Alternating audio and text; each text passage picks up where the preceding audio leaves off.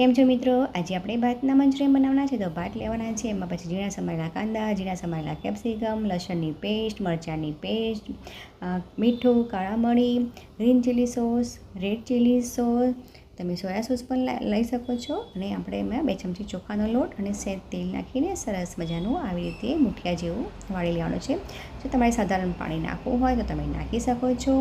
મુઠિયા વળી ગયા છે. હવે આપણે પેનમાં તેલ ગરમ કરીને આવી રીતે એક પછી એક મુઠિયા સરસ મજાના બ્રાઉન કલરના કરવાના છે. હવે આપણે એ જ તેલમાં આપણે થોડુંક તેલ લઈ અને ઝીણા સમારેલા કાંદા સાંતળી દેવાના છે. પછી એમાં કેપ્સિકમ સાંતળી દેવાના છે. તમે કોબીજ ગાજર નાખી શકો છો. અત્યારે કોબીજ સારી નથી આવતી એટલે મેં એમાં ફક્ત કેપ્સિકમ અને કાંદા જ નાખ્યા છે. પછી એમાં આપણે જે વડા બનાવ્યા હતા તે નાખી દેવાના છે. પછી એમાં મીઠું, કાળા મરીનો powder, green chilli sauce, red chilli sauce, soya sauce, ટામેટા સોસ નાખીને સાંતળી દેવાનું છે. કોર્નફ્લોરની સળી નાખીને ઉપર